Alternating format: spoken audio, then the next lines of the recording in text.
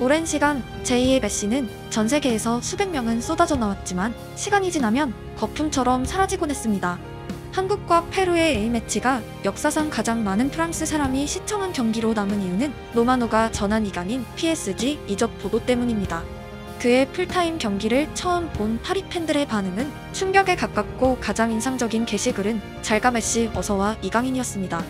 PSG 팬들이 유난히 메시 이름을 자주 언급한 이유에는 지난 영상에 소개한 대로 메시의 시즌 16어시스트 공백에 대한 무력뿐 아니라 팀을 떠난 아쉬움이 포함되어 있습니다.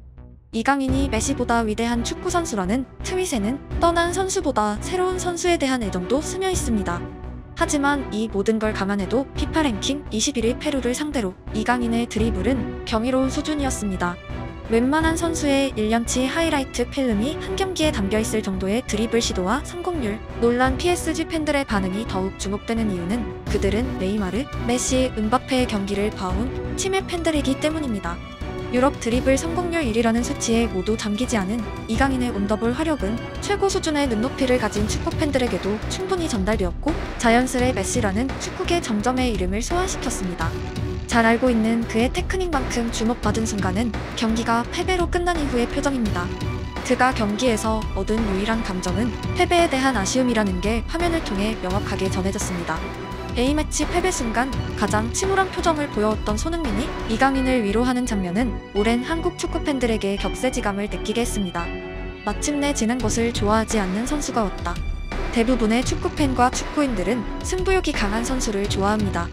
정도는 다르지만 프로 레벨에 살아남은 선수들 중 패배에 아무런 감정을 느끼지 않는 케이스는 희박하고 상위 레벨의 선수일수록 승리에 강한 집착을 가지고 있습니다. 내성적인 메시, 열정적인 펩 과르디올라. 하지만 패배 메시에 대한 평가에는 그가 세계에서 가장 승리를 열망하는 남자 중 하나임을 증명합니다. Why Messi is the best player I ever seen in my life? Because he's a competitor, he's an animal. And now we pass the ball and we take a look. When you pass the ball, attack them. You have to score the goals, guys. Messi passed the ball and you're on a machine, smell the goal. 지는 걸 싫어하는 사람들의 특징은 침대에 누워서도 오늘 왜 졌을까? 그때 9번이 아니라 7번에게 패스를 줬다면 득점했을까? 왜 슛을 좌측으로 날렸을까? 패스가 아니라 슛을 했다면 득점했을까? 상상의 나래가 펼쳐집니다. 패배감에는 다시는 겪고 싶지 않은 상실감이 포함되기 때문입니다. 경쟁 종목의 선수들은 인생 내내 패배를 겪어왔고 다음엔 이겨야지라는 마음, 끝나지 않는 반복의 결과 성장하는 패턴을 가지고 있습니다.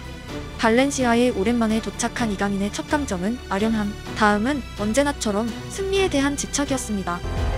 Bueno, era un partido muy especial para mí porque llevaba desde pequeño jugando.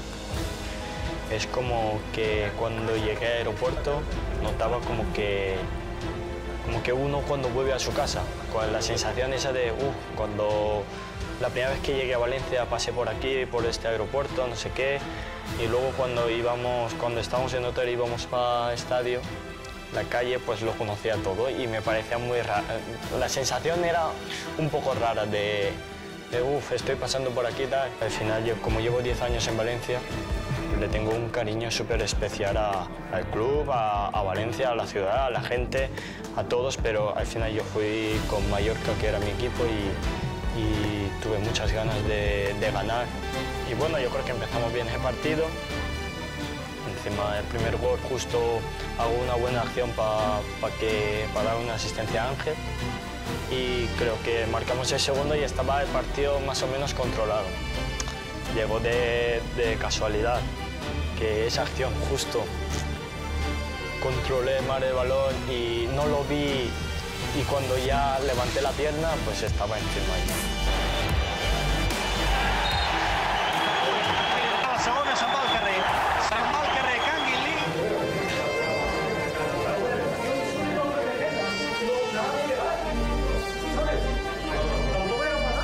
터널에서까지 심판에게 상황을 설명하는 이강인의 머리에는 오직 레드 카드만 있었습니다. 상황의 발생과 동시에 잊어버리고 다음을 기약하는 성향과 달리 아쉬움을 상기하고 마음에 남기는 이강인의 성격은 승부의 세계에 최적화되어 있습니다. 많은 사람들이 골이 더 좋겠죠. 왜냐하면 당연히 축구 선수면 항상 득점을 하려고 하고, 저는 이제 공격적인 포지션에서 뛰기 때문에 항상 골을 넣으려고 하는 것 같아요. 하지만 제일 중요한 건 팀의 승리이기 때문에 제가 골을 넣든 어시스트를 하던 팀에 도움이 되는 게 제일 중요하다고 생각합니다. 더 이상 발전이 필요 없을 정도로 세계 최고 수준인 드리블과 달리 이강인의 득점력은 비슷한 유형의 선수들과 비교해 성장의 가능성이 무궁무진합니다. 특히 그의 왼바의 경기 이후 PSG 팬들이 메시의 이름과 달리 또 다른 압도적인 드리블러 네이마르의 이름을 많이 언급하지 않은 이유는 그의 부상 빈도 때문이고, 이강인의 리그왕 적응기가 같은 방향으로 나아가지 않길 바라는 마음이 포함되어 있습니다. 리그왕은 거친 리그입니다. 특히 파리 같은 팀의 드리블러들은 상대 수비수들의 확실한 타겟이 됩니다. 클린스만 감독의 인터뷰처럼 이강인의 숙제는 원터치 플레이와 드리블의 비율입니다. 비교적 온순했던 페루 수비와 달리 리그왕에서 이강인이 어제처럼 경기했다면 그의 발목을 향한 태클이 수십 번은 날아왔을 아찔한 상황이 분명 존재했습니다. 특히 한국 최고의 테크니션을 태클로 잃은 기억이 선명한 저에게 이강인의 부상은 상상만으로도 두려운 장면이고, 100번의 드리블 성공보다 단 한 번의 부상이 압도적인 무게의 결과를 초래합니다.